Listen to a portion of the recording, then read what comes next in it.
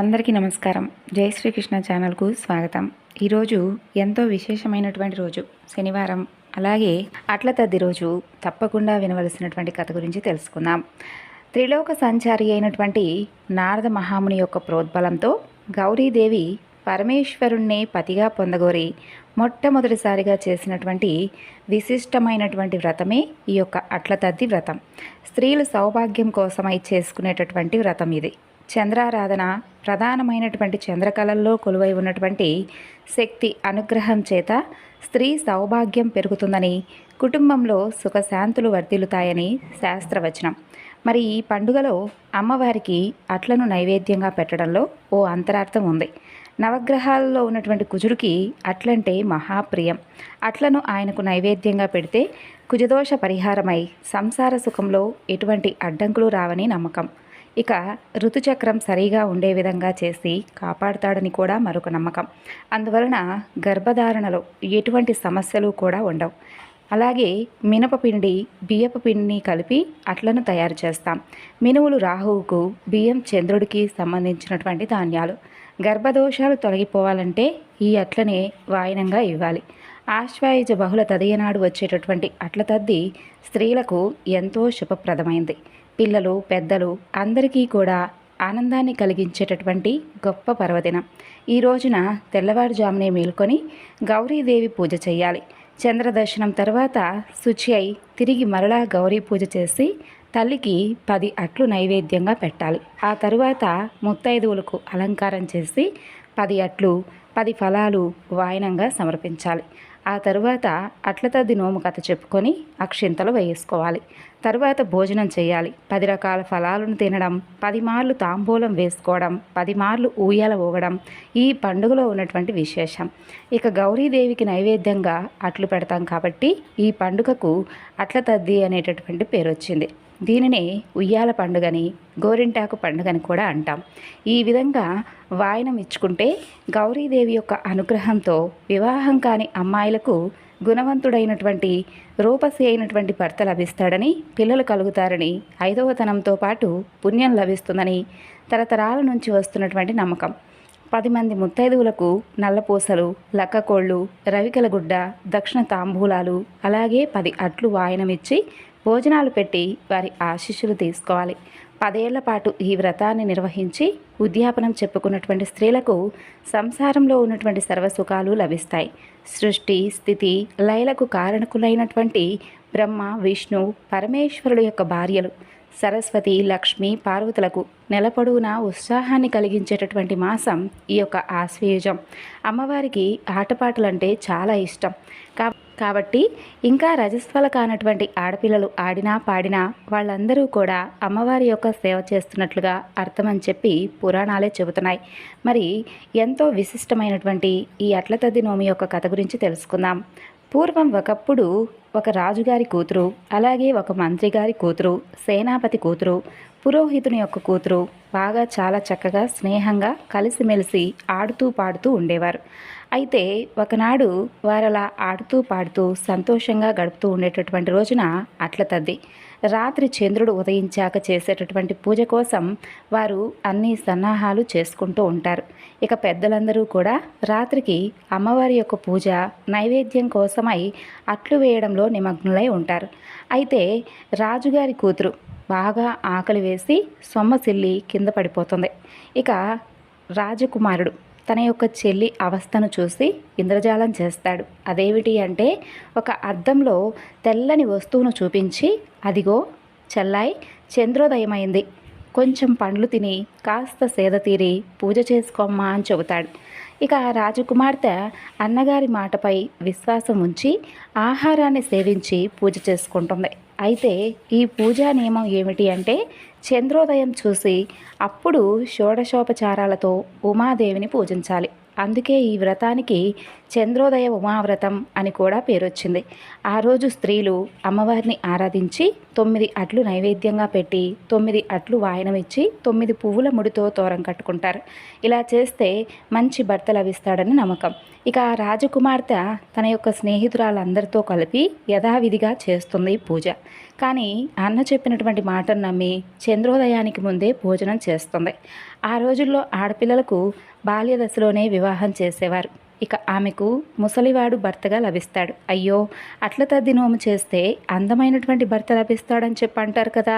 మరి నా స్నేహితురాళ్ళందరికీ కూడా మంచి యవ్వనవంతులైనటువంటి భర్తలు లభించారు, నేనేం అపచారం చేశాను అనుకుంటూ దుఃఖిస్తూ పార్వతీ పరమేశ్వరులను ప్రార్థిస్తుంది. అప్పుడు వారిరువురు కూడా ప్రత్యక్షమై, నీ యొక్క అన్న అజ్ఞానం, నీపై అతనికి ఉండేటటువంటి ప్రేమ వల్ల నువ్వు చేసినటువంటి వ్రతం భంగం జరిగింది. రేపు ఆశ్వాయుజ బహుళ తదియ నీవు నియమనిష్టలతో చంద్రోదయ ఉమావ్రతం చేస్తే తప్పకుండా నీ భర్త యవ్వనవంతుడవుతాడు అని చెప్పి చెబుతారు. ఇక ఆమె స్వామి అమ్మవార్లు ఏ విధంగా అయితే చెబుతారో ఆ విధంగానే ఆ నోము నోచి కథ చెప్పుకొని అక్షింతలు తీసుకొని భర్త మీద వేసేసరికి అతను యవ్వనవంతుడవుతాడు. కన్నెపిల్లలు ఈ వ్రతం చేస్తే కోరినటువంటి వరుడు లభిస్తాడు. వివాహిత స్త్రీలు ఈ వ్రతం చేస్తే ఉమాదేవి యొక్క అనుగ్రహానికి పాత్రులై సకల సౌభాగ్యాలను పొందుతారు. ప్రతి సంవత్సరం ఆశ్వాయుజ బహుళ తదియనాడు స్త్రీలందరూ కూడా ఆనందోత్సాహాల్లో అట్ల తద్దిని జరుపుకుంటారు. అట్ల తద్దికి ముందు రోజును భోగి అంటారు. భోగి నాడు స్త్రీలందరూ కూడా చేతులకు పాదాలకు గోరింటాకు పెట్టుకొని ఎవరి చేయి బాగా పండిందని చెప్పి ఉత్సాహంగా చూసుకుంటూ ఉంటారు. ఎవరి చేయి ఎర్రగా పండితే వారికి అదృష్టం బాగుంటుందని వారి యొక్క విశ్వాసం. ఒక పండుగ వస్తే అట్లు వండి అమ్మవారికి నివేదన చేస్తారు. దానికోసం ముందు రోజే పిండి కొట్టుకోవడం, మినప్పప్పు రుబ్బి అట్లు తయారు చేయడం, ఇదంతా కూడా ఒక పెద్ద కార్యక్రమం. ఇక ఈ అట్ల తద్ది నాడే శనివారం కాబట్టి, శనివారం అంటే కలియుగ దైవం శ్రీ వెంకటేశ్వర స్వామి వారికి ఎంతో ప్రీతికరమైనటువంటి రోజుని మనందరికీ కూడా తెలిసినటువంటి విషయమే. మరి ఈ రోజున స్వామివారి గురించి కూడా కొన్ని కథలను విని స్వామి అనుగ్రహాన్ని పొందుదాం. ఒకనాడు శనీశ్వరుడికి మానవులెవరూ కూడా తనను భక్తితో సేవించడం లేదని, కేవలం భయంతో మాత్రమే పూజిస్తున్నారని విచారం పట్టుకుంటుంది. అప్పుడు వెంకటేశ్వర స్వామి కోసం తపస్సు చేస్తాడు. స్వామివారు సాక్షాత్కరిస్తారు.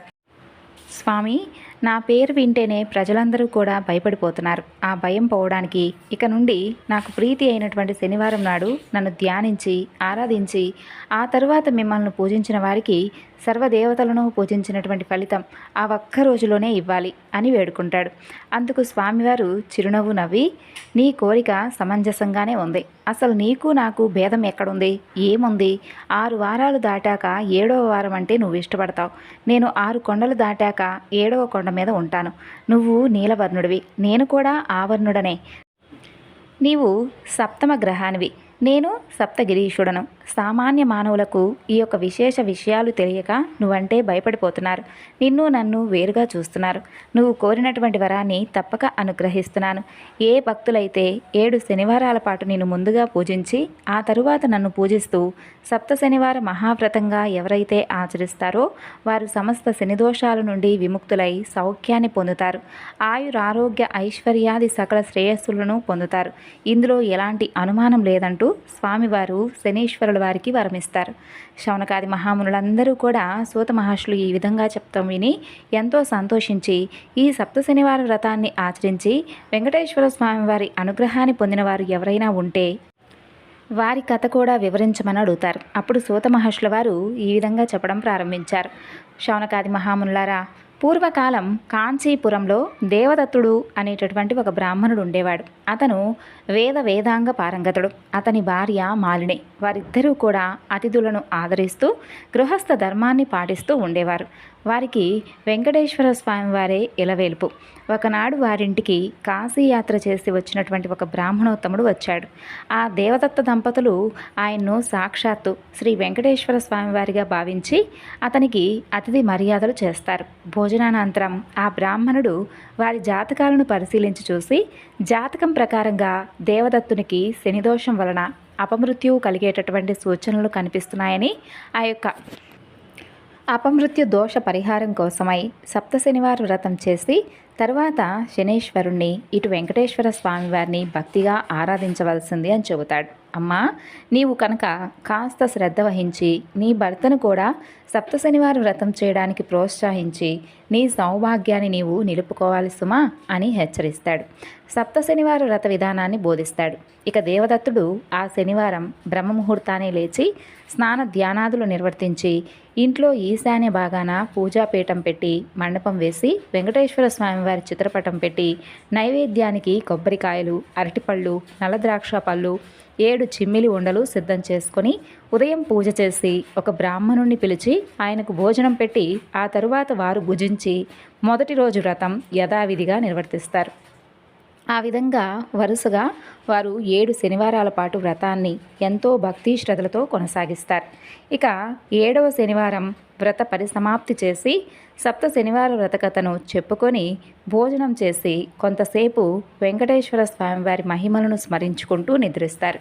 ఇక ఆ దంపతులు భక్తి శ్రద్ధలకు, పూజా విశేషాలకు ప్రసన్నుడైనటువంటి వెంకటేశ్వర స్వామివారు మాలినీదేవికి స్వప్నంలో సాక్షాత్కరించి, ఓ పరమసాత్వి, మీ దంపతులిద్దరూ కూడా శ్రద్ధాభక్తులతో చేసినటువంటి సప్త శనివారం వ్రతానికి నాకు చాలా సంతృప్తి కలిగింది. ఆ వ్రత ప్రభావం వలన నీ భర్తకు శనేశ్వర దోషం, అపమృత్యు భయం కూడా తొలగిపోయాయి. అతనికి రాబోయేటటువంటి జన్మలోని ఆయుర్దాయాన్ని ఈ జన్మలోకి తీసుకువచ్చి ఇతన్ని పూర్ణాయుర్దాయం కలవాణ్ణి చేశాను. మీరిద్దరూ కూడా సుఖశాంతులతో ఆనందంగా 100 ఏళ్ల పాటు జీవించి ధర్మార్థ కామ మోక్షాలనేటటువంటి 4 పురుషార్థాలు సాధించుకుంటూ మీ యొక్క మానవ జన్మను సార్థకం చేసుకోండి అని దీవించి స్వామి అదృశ్యుడవుతాడు. ఇక వెంటనే ఆమె లేచి భర్తను లేపి తన యొక్క స్వప్న వృత్తాంతాన్నంతా కూడా వినిపిస్తుంది. ఇక ఆయన కూడా ఎంతో సంతోషించి భార్యను అభినందిస్తాడు. అలా ఒక శుభముహూర్తాన ఆ దంపతులిద్దరూ కూడా వెంకటేశ్వర స్వామి వారి దర్శనార్థమై తిరుపతి కొండకు వెళ్ళి మొక్కులు తీర్చుకొని ఆ స్వామిని మనసారా స్తుతించి ప్రసాదం స్వీకరించి తిరిగి వస్తారు. ఇక ఇంటికి వచ్చాక కొంతమంది బ్రాహ్మణులను పిలిచి అన్న సంతర్పణ చేసి బ్రాహ్మణ ఆశీర్వాదాలు కూడా పొందుతారు. అలా జీవితాంతం వరకు యథాశక్తిగా వెంకటేశ్వర స్వామివారి సేవ చేసుకుంటూ చివరికి స్వామివారి సాన్నిధ్యాన్ని పొందుతారు. కలో శ్రీ వెంకటనాయక అని పెద్దల సూక్తి. కలియుగంలో వెంకటేశ్వర స్వామివారిని మించినటువంటి ఆరాధ్య దైవం లేరు. ఈ సప్త శనివార వ్రతంతో ఆయన్ను ఎవరైతే ఆరాధిస్తారో వారికి ఉన్నటువంటి శనిదోషాలన్నీ కూడా తొలగిపోయి స్వామివారి అనుగ్రహం లభిస్తుందని చెప్పి సూత మహర్షుల వారు శౌనకాది మహామునులందరికీ కూడా సప్త శనివార వ్రతకథ గురించి ఈ విధంగా వినిపించాడు. స్వామివారికి ఎంతో ఇష్టమైనటువంటి ఈ యొక్క శనివార వ్రతాన్ని చేసి సప్త శనివార వ్రతకథను విన్నవారికి కష్టాలన్నీ కూడా తొలగిపోతాయి, గ్రహ బాధలు తొలగిపోతాయి, సంపదలు భోగాలు కలుగుతాయి, వారికి వారి కుటుంబానికి సర్వశుభాలు కలుగుతాయి. శనివార వ్రతాన్ని ఆచరించిన వారికి అసాధ్యమే లేదు. ఈ కలియుగమున శనివార వ్రతం మానవులందరికీ కూడా కల్పవృక్షం వంటిది. శనివార వ్రతాన్ని చేసి స్వామివారిని అర్చించి స్తుతించి ఈ కథను చదువుకున్న, విన్నా, వినిపించిన వారందరూ కూడా ధన్యులే. కాబట్టి అందరం కూడా మనకున్నటువంటి శక్తి మేర శనివార వ్రతాన్ని ఆచరించి స్వామి అనుగ్రహాన్ని పొందుదాం. పూర్వం అనంతాచార్యులు అనే భక్తుడు ఉండేవాడు. అతను శ్రీ రామానుజాచార్యుల వారి యొక్క ప్రియ శిష్యుడు. గురువు రామానుజాచార్యుల వారి యొక్క ఆదేశానుసారంగా అనంతాచార్యుల వారు తన యొక్క భార్యతో సహా తిరుమలకు చేరి స్వామివారిని సేవించుకుంటూ కాలం గడుపుతూ ఉంటాడు. అలా రోజు కూడా తిరుమల కొండలన్నీ కూడా తిరిగి ఎన్నో అందమైనటువంటి పుష్పాలను సేకరించి స్వామివారి ఆనంద నిలయంలో ఎంతో అద్భుతంగా అలంకరించేవాడు. పూల అలంకారంలో దేదీప్యమానంగా దర్శనమిస్తున్నటువంటి స్వామిని చూసి ఆ అనంతాచార్యుల వారు మురిసిపోతూ ఉండేవాడు. అలా ప్రతిరోజు కూడా అడవిలో చాలా దూరం వెళ్ళి పువ్వులు కోసుకొని వస్తున్నటువంటి అనంతాచార్యుల వారికి ఒకనాడు ఒక ఆలోచన వస్తుంది. అదేమిటంటే తానే స్వామివారి పుష్పాలంకరణ కోసం ఎందుకు ఒక ఉద్యానవనాన్ని తయారు చేయకూడదు అని చెప్పి భావిస్తాడు. చక్కగా రకరకాల సువాసనలతో ఉండేటటువంటి పూల మొక్కలను పెంచి వాటిని స్వామికి సమర్పించాలని చెప్పి భావిస్తాడు. ఇక వెంటనే ఆ ఆలోచన రాగానే స్వామిని అందమైనటువంటి పుష్పాలంకరణలో ఊహించుకొని మురిసిపోతాడు. ఈ పనిలో తాను తన భార్య తప్ప మరెవ్వరి సహాయం కూడా తీసుకోకూడదు అని చెప్పి నిశ్చయించుకుంటాడు. ఇక ఆ తోటకు కావలసినటువంటి నీటి కోసమై ఒక చెరువును తవ్వడం ప్రారంభిస్తాడు. అలా ప్రతిరోజు కూడా భార్యాభర్తలు ఇద్దరూ ఉదయం స్వామివారి నివేదన అయిన తర్వాత మధ్యాహ్నం వేళలో ఆ చెరువు తవ్వేటటువంటి పనిలో నిమగ్నమయ్యేవారు. నిప్పులు చిమ్మేటటువంటి ఎండను సైతం లెక్క చేయకుండా గడ్డపారతో మట్టిని తవ్వి గంపలో ఎత్తి తన భార్య తలపై పెట్టేవాడు. ఆమె ఆ మట్టిని తీసుకుని వెళ్ళి దూరంగా విసిరివేసి వచ్చేది. అలా ఆ దంపతులు ఇద్దరూ కూడా అదే పనిలో నిమగ్నమై ఉంటారు. భార్య చూస్తే నిండు చూలాలు కావడం వలన ఆ గంపను నెత్తి మీద పెట్టుకొని దూరంగా పారవేసి తిరిగి రావడం, మరలా వెళ్ళడం ఆమెకు చాలా కష్టంగా ఉండేది. కానీ అనంతాచార్యుల వారు మాత్రం వేరే ఎవ్వరి సహాయం కూడా తీసుకోకూడదు అని చెప్పి దృఢమైనటువంటి సంకల్పంతో ఉండడం వలన ఇక భార్యకు ఆ శ్రమ తప్పలేదు. ఆశ్రిత జనవత్సలుడైనటువంటి ఆ శ్రీనివాసుడు ఇదంతా కూడా గమనిస్తూ ఉంటాడు. ఆ దంపతులకు ఎలాగైనా కానీ సహాయం చేయాలని చెప్పి భావిస్తాడు. ఆ మరునాడే ఆచార్యుల వారి వద్దకు ఒక చిన్న బాలుడి రూపంలో వచ్చి, తాత, ఈ మండు టెండలో మీరెంత కష్టపడుతున్నారో నన్ను కూడా సహాయం చేయనివ్వండి, మీకు తప్పకుండా నేను ఏదైనా సహాయం చేస్తాను అని అంటాడు. కానీ అనంతాచార్యుల వారు మాత్రం అందుకు అసలు ఏమాత్రం ఒప్పుకోడు. బాలుని రూపంలో ఉన్నటువంటి శ్రీనివాసుడు మాత్రం పట్టు విడవకుండా ప్రతిరోజు కూడా ఆ దంపతులు మట్టి తవ్వే వేళలో వచ్చి నుంచునేవాడు. ఆచార్యుల వారు ఆ బాలుని ఏమాత్రం దగ్గరకు రానిచ్చేవాడు కాదు. ఇక ఆచార్యుల వారిది అదే పట్టుదల. నిండు చూలాలైనటువంటి భార్య మట్టి గంపలను ఎత్తుకొని ఆయాసపడుతూ అంత దూరంలో పారవేయడం, మరలా తిరిగి గంపనెత్తుకోవడం ఇవేమీ కూడా గమనించేటటువంటి స్థితిలో లేడు. కేవలం అతని ధ్యాస అంతా కూడా ఎంత త్వరగా ఈ చెరువు పూర్తవుతుందా, ఎంత త్వరగా పూల మొక్కలు వస్తాయా, ఎంత త్వరగా ఆ పూలతో స్వామిని అలంకరించాలా, ఆ ఒక్క తపన తప్ప తన శ్రమ కానీ తమ యొక్క భార్య శ్రమ కానీ ఏమాత్రం కూడా అతనికి అర్థం కావడం లేదు. అయితే భక్తవత్సలుడైనటువంటి శ్రీనివాసుడు మాత్రం ఆ దంపతులను చూస్తూ ఉంటే ఆయనకి ముచ్చట కలుగుతుంది. వారి భక్తి పట్ల ఎంతో కూడా సంతోషం వేస్తుంది. కానీ వారి శ్రమను చూసి స్వామి బాధపడతాడు. ఇక లాభం లేదనుకొని నెమ్మదిగా వెళ్ళి ఆ యొక్క మహా ఇల్లాలి వద్ద నుంచొని గంపను తీసుకుంటాడు. ఆమెను కాసేపు పక్కన ఉండమని చెప్పి తాను మట్టి గంపలను ఎత్తి పారవేసేటటువంటి పనిలో పడతాడు. అయితే గడ్డపారతో మట్టిని తవ్వేటటువంటి పనిలో ఉన్నటువంటి అనంతాచార్యుల వారు అదంతా కూడా గమనించుకోడు, తల పైకెత్తి కూడా చూడడు. అలా జరుగుతూ ఉండగా కాసేపటికి ఆచార్యుల వారికి అనుమానం వస్తుంది. తన భార్య రోజు కంటే ఈరోజు ఇంత త్వరగా ఎలా రాగలుగుతుంది, ఇంత వేగంగా గంపను ఎలా ఖాళీ చేసి వస్తుంది అని అనుమానిస్తాడు. ఇక ఆ ఆలోచన రాగానే ఆచార్యుల వారు ఒక్కసారిగా తల పైకెత్తి చూస్తాడు. వెంటనే జరుగుతుందంటా కూడా అర్థమవుతుంది. ఇంతవరకు ఈ బాలుడు ఈ గంప మోస్తున్నాడన్నమాట. అంతే, ఆచార్యుల వారికి ఎంతో విపరీతమైనటువంటి కోపం వస్తుంది. ఎంత వద్దని చెబుతున్నా వినకుండా భార్య నుండి గంపను తీసుకున్నందుకు ఆ బాలుడిపై విపరీతమైనటువంటి కోపం వస్తుంది. ఒక్కసారిగా గడ్డపార పైకెత్తి ఎందుకు ఇలా చేశావని కోపంగా ఆ బాలుడిని అడుగుతాడు. అప్పుడు ఆ బాలుడు చిరునవ్వుతో ఒక్కసారిగా పరుగులు అంకించుకుంటాడు. సమాధానం కూడా చెప్పకుండా అలా ఆ బాలుడు వెళ్ళిపోవడం ఆచార్యుల వారికి మరింతగా కోపం తెప్పిస్తుంది. ఆవేశంతో ఊగిపోతూ ఆచార్యుల వారు గడ్డపారతో ఆ బాలుడు వెంటపడతాడు. కనపడినట్లే కనపడి ఇట్టే మాయమైపోతుంటాడు ఆ బాలుడు. ఇక ఆచార్యుల వారికి కోపం మరింత ఎక్కువై గడ్డపారను ఆ బాలుడి పైకి విసురుతాడు. ఆ విసురుకి గడ్డపార బాలుడి గడ్డానికి తగిలి రక్తం కారుతుంది. మరలా మాయమైపోతాడు ఆ బాలుడు. ఆ బాలుడికి దెబ్బ తగలడంతో కొంచెం శంకించినటువంటి ఆచార్యుల వారు మరలా కనపడకుండా పోతాడా అనుకుని వెనుతిరిగి వెళ్ళిపోతాడు. అయితే ఆ రోజు సాయంకాలం ఆలయంలోకి ప్రవేశించినటువంటి అనంతాచార్యుల వారికి ఆలయంలో అర్చకులు ఏదో చర్చించుకోవడం కనిపిస్తుంది. అందరి ముఖాలలో ఆందోళన నిండి ఉండడం గమనిస్తాడు. అందుకు కారణం ఏమిటని ఒక అర్చకుల వారిని అడగగా ఆనంద నిలయంలోకి తీసుకుని వెళ్ళి స్వామివారి విగ్రహాన్ని చూపిస్తారు. అంతే, అక్కడ దృశ్యాన్ని చూసినటువంటి ఆచార్యుల వారికి నోట మాట రాలేదు. శ్రీనివాసుని యొక్క దివ్యమంగళ విగ్రహం చుబుకంపై గాయమవుతుంది. దారగా కారుతున్నటువంటి రక్తం కనిపిస్తుంది. ఆ దృశ్యం చూసినటువంటి అనంతాచార్యుల వారికి జరిగిందేమిటో పూర్తిగా అర్థమవుతుంది. స్వామి, ఎంత అపరాధం చేశానయ్యా, వచ్చింది నీవే అని చెప్పి తెలుసుకోలేక ఎంత అపరాధం చేశాను స్వామి, తండ్రి, ఆపద్బాంధవ, నన్ను రక్షించు, క్షమించు తండ్రి అంటూ స్వామివారిని అర్థిస్తాడు. జరిగిందంతా తెలుసుకొని అక్కడ ఉన్నటువంటి ఆచార పురుషులందరూ కూడా ఆశ్చర్యపోతారు. అంతలో శ్రీనివాసుడు ఒక ఆచార్యుని ద్వారా ఈ విధంగా పలుకుతాడు. ఓయి అనంతాచార్య, ఇదంతా కూడా నేను ఆడినటువంటి నాటకమే. నీ భక్తి తత్పరతను లోకానికి చాటాలనే ఈ విధంగా చేశాను. నేను చేసినటువంటి లీలా విశేషమే ఇది. నా చుబుకంపై ఈ గాయానికి గుర్తుగా మాయని మచ్చ ఏర్పడుతుంది. ఈ చుక్కపై ఆ రోజు నుండి పచ్చకర్పూరపు చుక్కను అలంకరించుకొని భక్తులందరినీ కూడా ఆనందింపచేస్తూ ఉంటాను అని చెబుతాడు. ఇక అనంతాచార్యుల వారి జీవితం ధన్యమైపోయింది. ఆ లక్ష్మీనారాయణులకు ఆ పూల తోట ఎంతో ప్రాణప్రదమైంది. ఎంతో అద్భుతమైనటువంటి పూల మొక్కలతోనూ, తీగలతోనూ, రకరకాల దివ్య పుష్పాలతోనూ ప్రకృతి సౌందర్యం మొత్తానికి కూడా అద్దం పట్టేలా ఉండేటటువంటి ఆ తోటలో విహరించడం ప్రారంభించారు స్వామి అమ్మవార్లు.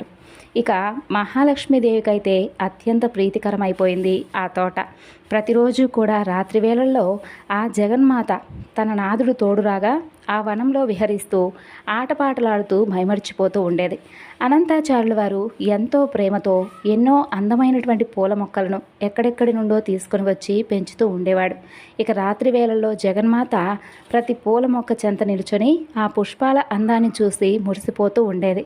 అనంతాచార్యుల వారు ప్రతిరోజు కూడా ఆ పువ్వులను తీసుకుని వెళ్ళి ఆనంద నిలయంలో స్వామికి సమర్పిస్తూ ఉండేవాడు. అర్చకులు ఆ పూలతో శ్రీమన్నారాయణుల వారిని, స్వామివారి హృదయలక్ష్మిని ఎంతో దివ్యంగా అలంకరిస్తూ ఉండేవారు. ఆ పుష్పాలంకరణలో స్వామి అత్యంత రమణీయంగా, సుమనోహరంగా భక్తులందరికీ కూడా దర్శనమిచ్చేవాడు.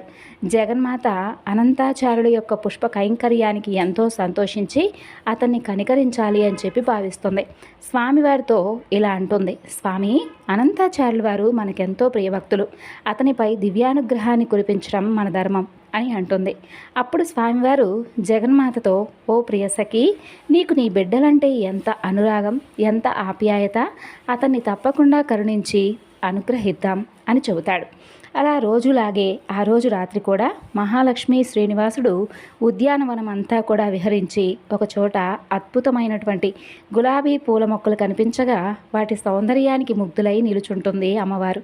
అప్పుడు శ్రీనివాసుడు 2 గులాబీ పువ్వులను తెంపి తన ప్రియసఖి అయినటువంటి మహాలక్ష్మి శిఖను అలంకరిస్తాడు. జగన్మాత పులకరించిపోతుంది. కొంచెం ముందుకు వెళ్ళిన తర్వాత ఆమెకు అద్భుతమైనటువంటి మల్లెతీగ కనిపిస్తుంది. అందులో నుండి గుప్పెడు మల్లెపూలు తెంపుకొని స్వామివారిపై విసురుతుంది. స్వామివారు కూడా కొన్ని పూలను తెంపి అమ్మవారిపై విసురుతాడు. ఆ విధంగా వారిద్దరూ కూడా ఆ రాత్రి ఉద్యానవనం అంతా కూడా విహరించి ఎంతో ఆనంద పరవశులవుతారు. ఉదయం పూలు కోసుకోవడానికి వచ్చినటువంటి అనంతాచార్యుల వారికి తోటంతా కూడా నలిగినటువంటి పూలతో చిందరవందరంగా కనిపించి ఉంటుంది. అయితే ఎవరో కొంతమంది దొంగలు ఏమన్నా రాత్రి వేళ ప్రవేశించి తోటంతా కూడా ఈ విధంగా పాడు చేశారేమో అని చెప్పి భావిస్తాడు. అక్కడక్కడ కొన్ని పూలను కోసుకొని ఆనంద నిలయంలో స్వామికి సమర్పిస్తాడు. ఆ రోజు రాత్రి శ్రీమన్నారాయణుడు, మహాలక్ష్మి తిరిగి తోటకొస్తారు. ఆ రోజు తోటలో సంపెంగలు, సన్నజాజులు, ఇంకా అనేక దివ్యమైనటువంటి పుష్పాలు ఎంతో అద్భుతంగా కనిపిస్తాయి. ఆ దంపతులు ఇద్దరూ కూడా తోటంతా తిరుగుతూ ఆడుతూ పాడుతూ గడుపుతారు. శ్రీనివాసుడు కొన్ని అందమైనటువంటి పుష్పాలను తుంచి జగన్మాత సిగను అలంకరించి మురిసిపోతూ ఉంటాడు. ఆ తల్లి ఆనందానికి అవధుల్లేవు. అంతలో తెల్లవారడంలో వారిరువురు కూడా తిరిగి ఆనంద నిలయానికి చేరుకుంటారు. ఉదయాన్నే తోటలో అడుగుపెట్టినటువంటి అనంతాచార్యుల వారి కోపానికి అవధుల్లేవు. తోటంతా కూడా చిందరవందరంగా తుంచివేసినటువంటి పూలతో ఉండడం చూసి ఈరోజు కూడా ఆ దొంగలు వచ్చారని చెప్పి భావిస్తాడు. తనకు అత్యంత ప్రీతిపాత్రులైనటువంటి లక్ష్మీనారాయణుల యొక్క కైంకర్యానికి పెంచుతున్నటువంటి ఆ పూల తోటను ఈ విధంగా పాడు చేసిన వారిని ఎలాగైనా కానీ పట్టుకోవాల్సిందే అనుకుంటాడు. ఆ రాత్రి తోటలో ఒక మూల పడుకొని ఉంటాడు. రాత్రంతా గడుస్తుంది. చప్పుడు లేదు. అమ్మయ్య, నేను కాపలా కాస్తున్నాను అనుకొని దొంగలు వచ్చినట్లు లేరే అనుకుంటాడు. అంతలో తెల్లవారుతుంది. తోటంతా కూడా నిన్నటి మాదిరిగా చిందరవందనంగా ఉంటుంది. పూలన్నీ ఎక్కడ పడితే అక్కడ విసిరివేసి ఉంటాయి. ఈ దొంగలు ఏమాత్రం శబ్దం చేయకుండా వచ్చినట్టున్నారని అనుకుంటాడు. ప్రతిరోజు వారిని పట్టుకునే వరకు కాపలాగా ఉండవలసిందే అనుకుంటాడు. ఆ విధంగా 8 రోజులు గడుస్తాయి. కానీ ఆ దొంగలు మాత్రం అతనికి దొరకరు. ఆ చోరులు దొరికేలా తనను అనుగ్రహించమంటూ స్వామివారిని శరణు వేడుకుంటాడు. ఇక దయామయురాలైనటువంటి జగన్మాత స్వామివారితో ఆనాడు ఆచార్యుల వారిని ఎలాగైనా కూడా కరుణించాల్సిందే అని అంటుంది. స్వామివారు అలాగే అని అంటాడు. ఆనాటి రాత్రి అనంతాచార్యుల వారు కళ్ళల్లో ఒత్తులు వేసుకొని మరి ఆ దొంగల కోసం ఎదురు చూస్తూ ఉంటాడు. ఈరోజు ఎలాగైనా వారిని పట్టుకోవాల్సిందే అని చెప్పి దృఢ సంకల్పంతో ఉంటాడు. అంతలో ఆచార్యుల వారికి 2 స్త్రీ పురుష ఆకారాలు పూల మొక్కల మధ్య తిరుగాడుతూ కనిపిస్తారు. సందేహం లేదు, రోజు నా పూల మొక్కలను పాడు చేస్తుంది వీరే అనుకుంటాడు. వారిద్దరూ కూడా ఎంతో దివ్య తేజస్సుతో కనిపిస్తారు. ఆ పురుషుడైతే అద్భుతమైనటువంటి తేజస్సుతో ప్రకాశిస్తూ ఉంటాడు. ఇక ఆ స్త్రీ అద్భుత సౌందర్యంతో దివ్యాభరణాలతో విరాజులుతూ ఉంటుంది. వారిని చూసినటువంటి అనంతాచార్యుల వారు ఒక్క క్షణం మైమరిచిపోతాడు. అంతలో అతనికి కర్తవ్యం గుర్తుకొస్తుంది. నెమ్మదిగా వెనక్గా వెళ్ళి వాళ్ళిద్దరినీ కూడా గట్టిగా బంధిస్తాడు. ఇంకెక్కడికి పోతారు అని పెద్దగా అంటాడు. ఆ దంపతులు పారిపోవడానికి శతవిధాలుగా ప్రయత్నిస్తారు. కానీ ఏమాత్రం సాధ్యపడదు.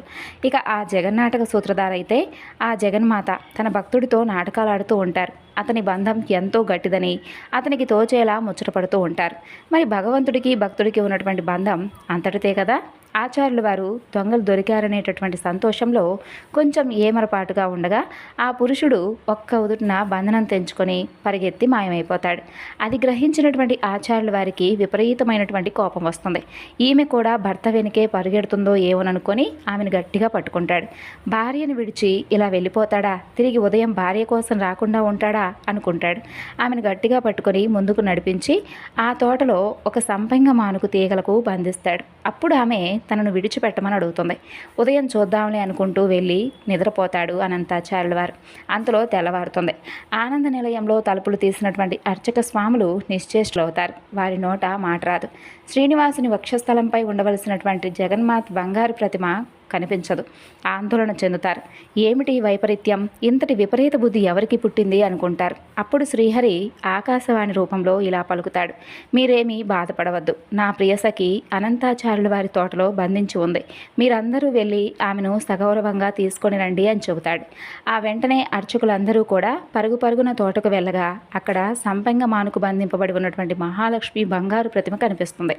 జరిగిందంతా తెలుసుకున్నటువంటి అనంతాచార్యుల వారు తనకేమీ కూడా తెలియదని చెప్పి ఆ అర్చకులతో మొరపెట్టుకుంటారు.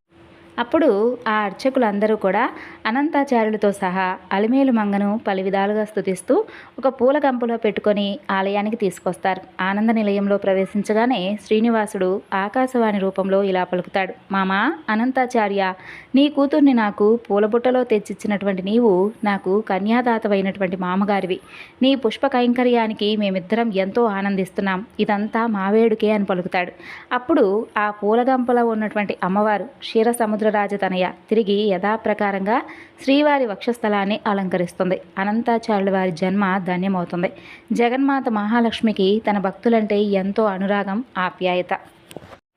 ఈ విధంగా నిస్వార్థమైనటువంటి కల్లా కపటం లేనటువంటి ప్రేమకు స్వామి ఎప్పుడూ కూడా ముగ్ధుడైపోయి పరవశించిపోతాడు.